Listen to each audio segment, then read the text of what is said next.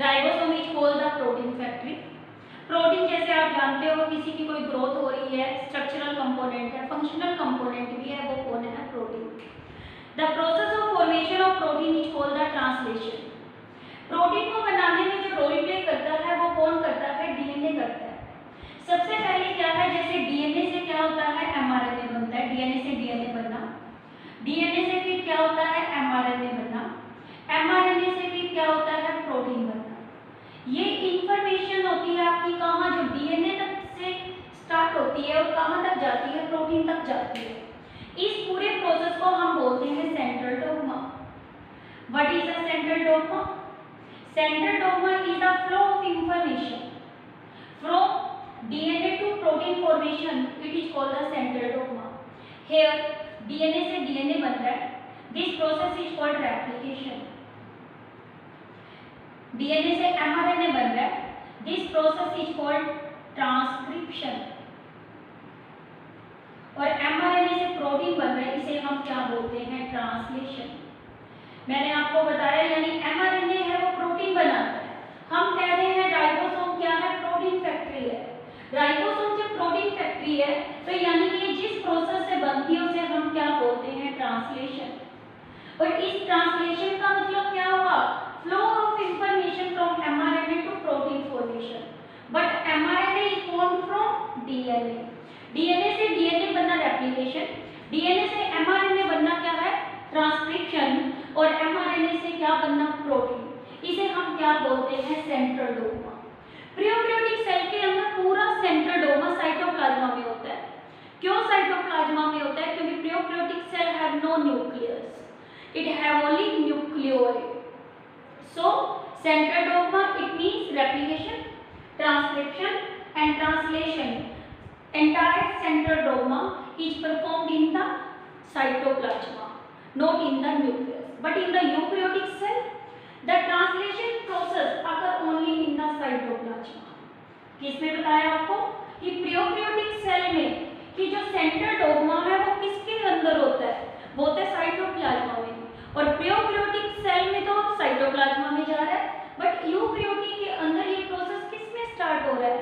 ये eukaryotic cell के अंदर ट्रांसलेशन प्रोसेस सिर्फ आपका किसके अंदर होता है? साइटोप्लाज्मा में।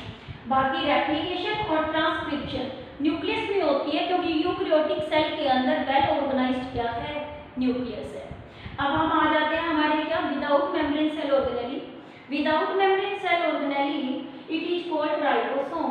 Ribosome have no any membrane, it is the small granular structure. The cytoplasma of a prokaryotic cell give the granular appearance. This granular appearance is due to ribosomes.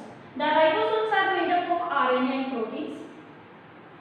In prokaryotic cell, ribosomes are present. It means not कि eukaryotes have no ribosome, but ribosomes are present in both the cell, prokaryotic as well as eukaryotic. But type of the ribosomes is of the two type. One is the 70S, second is the 80S. The 70S type which consists of two parts. First of all, type of ribosomes are two type. One is the 70S, second is the 80S. The 70S ribosome S for sedimentation coefficient. ये sedimentation के लिए आता है। sediment वैसे क्या होता है? कोई चीज नीचे बैठ जाती है। जो प्रोकैरियोटिक सेल है इसमें राइबोसोम 70S होते हैं। इनकी कंपोजिशन क्या होती है? ये फर्दर दो कंपोनेंट का बना हुआ है। दो कंपोनेंट इसमें कौन सा? एक 50S होता है और एक 30S। आप ये मत कंसीडर करना 50 और 30 को जोड़ते हैं तो 80 होता है, बट यहाँ है mention 70S। The combination of both result in the giving value 70, so it is called the 70S। और the if we separate both the components it individually gives the value of 50 and 30 respectively। यानी कि जो 50 है ये इसका कैसा unit है? Large है। और जो 30 वाला यूनिट है वो कौन सा होता है? स्मॉलर। जब प्रोटीन बनाने होते हैं तब ये दोनों यूनिट आपस में क्या कर जाते हैं? कंबाइन कर जाते हैं।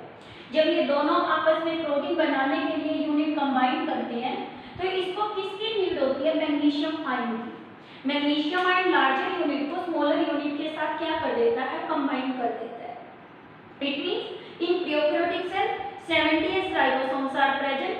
These ribosomes One type of the ribosomes which are present freely in the cytoplasm. These are called free ribosomes. In prokaryotic cell, mainly free ribosomes are present, but some ribosomes is attached to the plasma membrane. This one, ये ribosomes आपको कैसे नजर आ रहे हैं?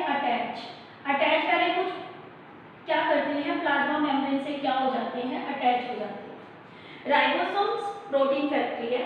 इसी तरह eukaryotes के अंदर भी दोनों ही टाइप्स के क्या मिलते हैं, राइबोसोम्स मिलते हैं।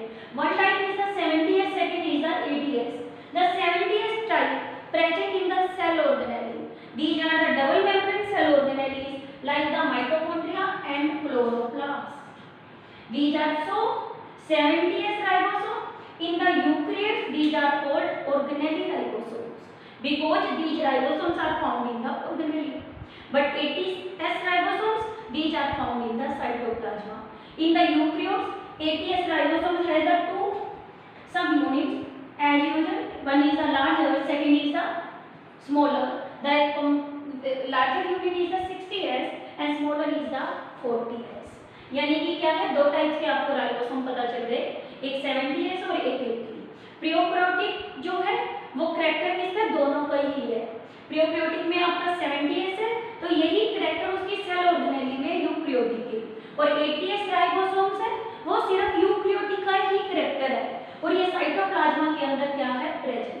राइबोसोम किसके बने होते हैं, आरएनए और प्रोटीन्स के। प्रोकैरियोट्स में राइबोसोम जितने भी हैं मैंने बताया मेनली वो एसोसिएशन में भी रहते हैं किसके साथ, प्लाज्मा मेम्ब्रेन। एक फ्री राइबोसोम्स है और एक क्या है, attach. Size of the ribosomes क्या है, 50 nanometre by 20 nanometre in size. अब देखो जब राइबोसोम्स को क्या करना होता है, प्रोटीन बनाना है, this process is called translation. ठीक है, जब राइबोसोम्स को क्या है, प्रोटीन बनाना है, तो राइबोसोम क्या काम करता है, बहुत सारे राइबोसोम्स नियर अबाउट हम बात करें, ये मैंने स्ट्रक्चर बना दिया, आपको पता भी चल गया ये स्ट्रक्चर ड्रॉ करते हैं तो किसका है, राइबोसोम का। जब बहुत सारे राइबोसोम आपस में अटैच हो जाते हैं तो इसके साथ एक क्या लग जाता है, सिंगल एमआरएनए, और एमआरएनए प्लस राइबोसोम्स ये दोनों जुड़ जाते हैं तो एक स्ट्रक्चर की फॉर्मेशन हो जाती है जिसे हम क्या बोलते हैं, polysome. What is the polysome या polyribosome? Poly mean many, polyribosome it means many ribosomes when attached with the mRNA, single mRNA, but it results in the formation of protein. It means it helping the translate of the mRNA into the proteins. This is the step and this is called the translation. In polyribosome mostly 4 to 8 जो number of ribosomes रहता है वो 4 to क्या रहता है, 8। ये mRNA के साथ क्या हो जाते हैं, combine. This is regarding about the ribosomes present in the prokaryotic cell. Now the inclusion body, that is the last component of the prokaryotic cell. The inclusion bodies are the lies freely या covered by membrane in the cytoplasm. They are not bounded by active membrane यानी any membrane system, and these are the non-living structure. First of all, the inclusion bodies are the non-living components present in the cytoplasm, but it is not bounded by any membrane system, or it helping the storage of the food. Basic function हम करें कि inclusion body किसमें help कर रही है, storage of food. Storage of food जैसे कि हम क्या कहते हैं कि प्लांट के अंदर रिजर्व फूड मटेरियल क्या होता है, एनिमल के अंदर क्या है, मुझे इस क्वेश्चन का आंसर देना in my comment box. What is the reserve food material in the plant and animal cell? In the bacteria like the plant animal cell, the also the reserve food material is present. It is present in the form of the inclusion bodies, and these inclusion bodies either lie freely in the cytoplasm, either lie freely in the cytoplasm, or yeah, it is bounded by a membrane, and that membrane is not a protein structure. Inclusion body कितनी form में मिल रही है cytoplasm में? दो form में मिल रही है, एक आपको फ्रीली मिल रही है और दूसरी आपकी क्या है, कवर्ड है मेम्ब्रेन से, और जो मेम्ब्रेन से कवर्ड है वो नॉन प्रोटीन है, पॉइंट टू बी नोटेड, क्योंकि कोई भी मेम्ब्रेन है, यदि हम कॉम्प्लेक्स मेम्ब्रेन की बात करें, वो फॉस्फोलिपिड और प्रोटीन की बनी होती है, और ये आपकी किसकी बनी हुई है? नॉन प्रोटीन की बनी हुई है। अब ये किस किस में, यदि ये फ्रीली लाई करती है साइटोप्लाज्मा के अंदर, तो ये दो फॉर्म में रिजर्व करती है किसको? फूड को। जैसे आपको पता है, एक स्टार्च वर्ड आपने सुना है, स्टार्च आपका क्या होता है? ये भी रिजर्व फूड मटेरियल है, और ये रिजर्व फूड मटेरियल किसके अंदर होता है? ये मैंने अभी आपको क्वेश्चन पुट किया, जो मेरे कमेंट बॉक्स में आप डालोगे। तो यानी कि क्या है, एक आपके आते हैं कौन सा? साइनोफाइसियन ग्रेन्यूल, और यह इसे क्या बोलते हैं? साइनोफाइसियन स्टार्च बोलते हैं। As the name indicate, cyanophycean starch is a reserve food material in the cyanobacteria. This question is very very important in competition view also. What is the reserve food material of the cyanobacteria? There is a difference between the bacteria and cyanobacteria. It will be discussed in my other videos when we discussed about the kingdom Monera. मोनरा आपको बताया कौन बना रहा है? Prokaryotic cell बना रही है, और ये प्रोकैरियोटिक सेल का डिटेल स्ट्रक्चर हम कर चुके हैं। अब इसी को ही मैं कंटिन्यू कर दूंगी आपको किससे? किंगडम मोनरा से। तो आपको बताया साइनोबैक्टीरिया में रिजर्व फूड मटेरियल है, वो कौन है? साइनोबैक्टीरिया है। साइनोबैक्टीरिया में रिजर्व फूड मटेरियल है, वो क्या है? साइनोफाइसियन ग्रेन्यूल्स, जैसे साइनोफाइसियन क्या बोलते हैं? स्टार्च। दूसरा रिजर्व फूड मटेरियल क्या है? ग्लाइकोजन में है, ग्लाइकोजन है। जो ये वाली स्ट्रक्चर मैंने यहाँ बनाई है, ये रिजर्व फूड मटेरियल बनाया है, और ये रिजर्व फूड मटेरियल किसमें प्रेजेंट है? ग्लाइकोजन की फॉर्म में है। और ये किसके अंदर प्रेजेंट होता है? बैक्टीरिया के अंदर प्रेजेंट होता है।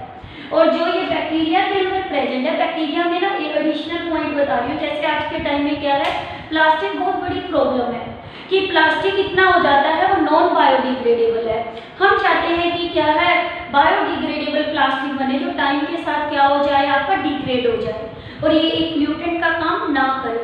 जो क्या होता है, बैक्टीरिया के अंदर एक पीवीएच प्रेजेंट होता है। ये पीवीएच क्या होता है? पॉली बीटा हाइड्रोक्सी ब्यूटाइलेट, और ये आज के टाइम में एक्सट्रैक्ट कर लेते हैं बैक्टीरिया से, और जिसे बायोडिग्रेडेबल प्लास्टिक बनाने में भी हम क्या कर रहे हैं? यूज कर रहे हैं। यानी कि अब आपको पता चल गया कि इंक्लूजन बॉडी फूड को क्या कर रही है? स्टोर कर रही है। साइनोबैक्टीरिया में तो किस फॉर्म में कर रही है? साइनोफाइसियन ग्रेन्यूल्स की फॉर्म में, but in case of bacteria it store in the form of the glycogen. Here is the difference between the reserve food material in the cyanobacteria and bacteria. The structure is discussed later on. Other cell organelles are absent, but inclusion bodies have covered by a membrane. Inclusion body is covered by a membrane but not proteinous. It is present in the form of gas vacuole or inorganic inclusion. देखो gas vacuole, that question is also very very important. What is the gas vacuole? First of all, gas vacuole is the characteristics of prokaryotes. Gas vacuole is the characteristics of prokaryotes and it help in the storage of gases. So help in the exchange of gases, it provide the buoyancy to a bacteria. It means it help in floating the bacteria in water. Also help in the gaseous exchange. It is not a true vacuole. It is not a true vacuole because true vacuole is a single membrane cell organelle. It is the characteristics of the eukaryotic cell. Here the word mentioned, that is the gas vacuole. Gas vacuole is the characteristics of a prokaryotic cell. It is not bounded by any true membrane, but it consists of hexagonal, cylindrical और आपकी क्या है? Covering. ये hexagonal जब cylindrical, ये क्या है? होलो structure का बना हुआ है, 1 2 3 4 5 6, but not bounded by any protein membrane. It is called gas vesicles. It help in the buoyancy. Second आता है इनऑर्गेनिक। आपको पहले ही पता है इनऑर्गेनिक क्या है, जो चीजें डिग्रेड नहीं होती। बैक्टीरिया डिफरेंट टाइप्स के हैं। कुछ बैक्टीरिया फॉस्फेट को स्टोर करते हैं। जो बैक्टीरिया फॉस्फेट को स्टोर करता है, इसके लिए टर्म आती है volutin granules. This term is also NCERT to related. आ जाए volutin granule, it is the characteristics of the prokaryotic cell, help in the storage of the phosphate. Now the iron granules, जो bacteria कुछ ऐसे हैं iron को store कर लेते हैं। सल्फर कंटेनिंग बैक्टीरिया क्या करते हैं? सल्फर को क्या करते हैं? ग्रेन्यूल्स को क्या कर लेते हैं? स्टोर। इस तरह से inclusion body are nothing, these are the storage structure in the bacteria.